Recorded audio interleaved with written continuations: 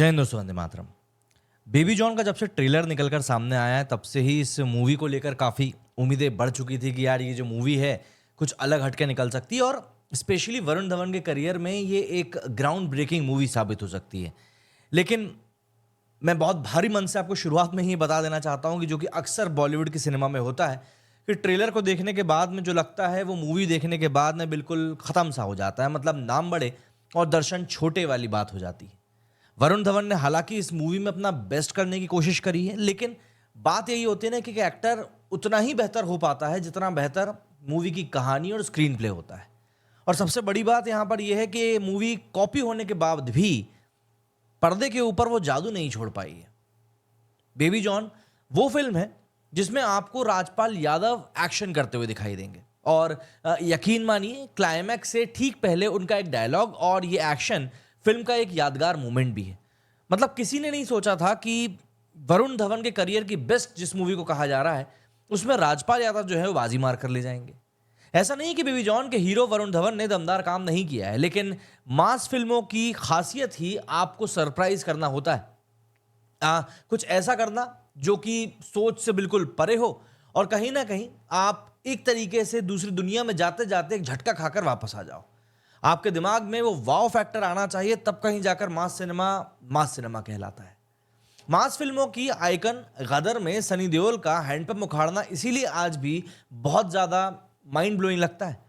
लेकिन उसी स्क्रीन पर ये स्क्रीन मतलब हम सबको विश्वास होना कि यार क्या सनी देओल वाकई में इतने दमदार आदमी है, ये काम यकीन दिलवाना डायरेक्टर का होता है।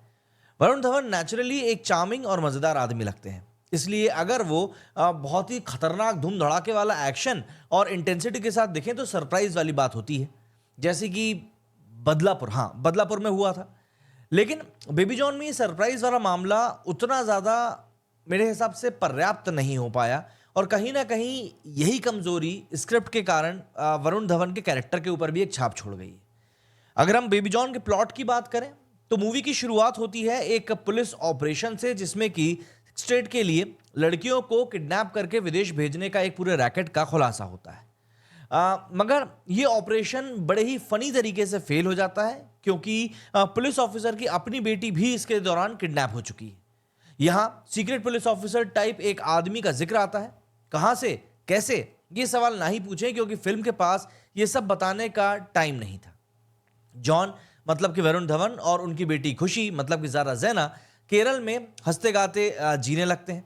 नदी किनारे जॉन का बेकरी का एक कैफ़े भी है जिसे एक्सप्लेन करना फिल्म के पास ऑब्वियस सी बात है टाइम नहीं था, तो इसको एक्सप्लेन किया नहीं गया है। बाप बेटी हंसी खुशी गाना गाते हुए एक दूसरे के साथ ज़िंदगी बदल रहे अपनी मतलब ज़िंदगी को आगे बढ़ा रहे हैं। और उनके साथ गाना गाने के लिए खुशी के टीचर तारा मतलब कि वामी की गब्बी भी आ जाती है क्योंकि उसे जॉन में बड़ी दिलचस्पी है। इसकी वजह आप अपने आप समझ लें क्योंकि ऑब्वियस ही बात है मूवी में डायरेक्टर के पास ये सब एक्सप्लेन करने का टाइम नहीं था।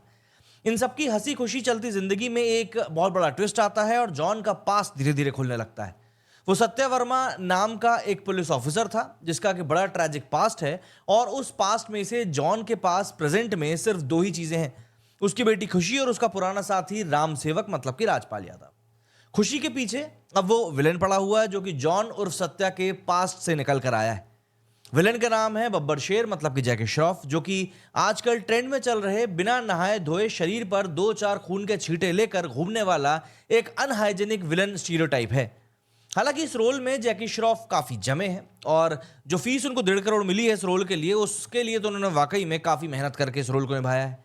तो अब जॉन को बब्बर शेर से निपटना है, खुशी को सेफ भी रखना है और क्योंकि वो एक मास हीरो हैं तो थोड़ी बहुत मुसीबत का भी उनको सामना करना है।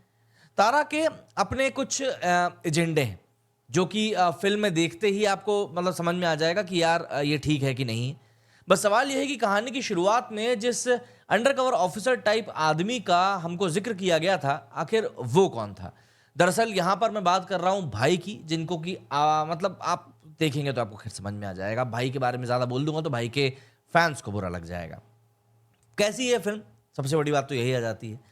बेबी जॉन 2016 में आई इटली की फिल्म थेरी का एडेप्टेशन है, जिन्होंने इस बार वरुण की फिल्म को प्रोड्यूस भी किया है। फिल्म को डायरेक्ट किया है खालिस ने, लेकिन दिक्कत यह है कि थेरी खुद एक ऐसी फिल्म थी जिसकी राइटिंग कोई बहुत कमाल नहीं थी, लोगों को वो फिल्म लेकिन पसंद आई थी अपने मास मूवमेंट्स और हीरो थलपति विजय की प्रेजेंस के कारण। विजय उस समय हर फिल्म में ताबड़तोड़ एक्शन हीरो बने हुए थे, लेकिन थेरी में वो एक ऐसे आदमी के रोल में नजर आए थे जो कि हिंसा से बचता है, और वाकई में वो उस तरीके से थलपति विजय को देखना काफ़ी पसंद भी आया था। इसलिए जब फिल्म फाइनली उन्हें एक्शन हीरो अंदाज में रिवील करती है तो वाकई में मूवी में एक बड़ा ट्विस्ट सा दिखता है। बेबी जॉन की दिक्कत यह है कि इसने थेरी की राइटिंग से सबक नहीं लिया, और उसी लचर राइटिंग के साथ फिल्म ने विलेन के आंख और कहानी में लड़कियों को जो ट्रेड में धकेला जाता है उसी को पूरा एक एंगल जोड़कर मामले को उलझा दिया है। जैकी श्रॉफ ओरिजिनल फिल्म से ज़्यादा भयानक फील होने वाले विलन दिखते हैं, लेकिन उनकी अतरंगी हरकतों के पीछे की कोई वजह एक्सप्लेन करी नहीं गई है, जो कि उनके किरदार को बस एक शोपीस विलन के तौर पर ही पेश कर दी गई है। वामिका कब्बी की किरदार की अगर मैं बात करूं तो मेकर्स ने एक ऐसा ट्विस्ट दिया है जो फिल्म में कम ही लोगों को दिखाई पड़ेगा या समझ में आ पाएगा। लेकिन अब बासी चावल को नाश्ते में खाना है तो फ्राई करने के लिए कुछ ना कुछ तो आउट ऑफ सिलेबस चीज़ का तड़का आपको यहाँ पर मारना ही पड़ेगा, और यहाँ पर हुआ भी यही है। फ्लैशबैक की स्टोरी में कीर्ति सुरेश से आप नज़रें हटा ही नहीं पाएंगे, मगर ट्रीटमेंट का कमाल ऐसा है कि उनके किरदार में भी थिएटर से बाहर निकलकर याद रखने लायक कुछ है ही नहीं। वरुण धवन एक्शन में आपको एफर्टलेस दिखाई देंगे और उनका चार्म भी स्क्रीन पर आपको अलग ही लेवल का दिखेगा, लेकिन उनके किरदार में जो वेटेज आना चाहिए था वो वेटेज काफ़ी कम है।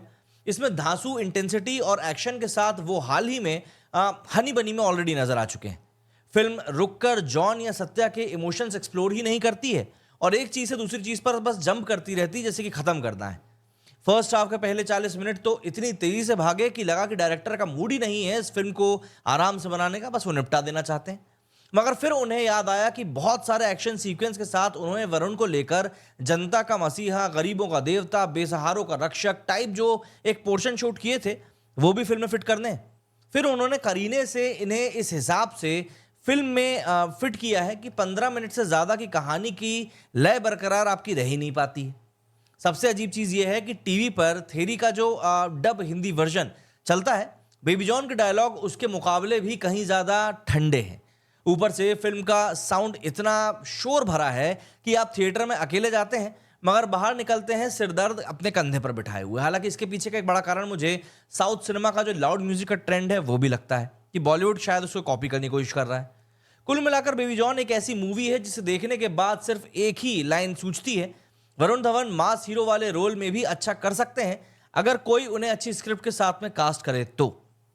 अगर आपने ये मूवी नहीं देखी है तो आप वीकेंड पर अपना रिस्क लेकर इस मूवी को देख सकते हैं। बाकी कमेंट करके बताइएगा कि आपने अगर मूवी देखी है तो आपको ये कैसी लगी। मेरे इस वीडियो फिलहाल इतना ही। जय हिंद, जय भारत।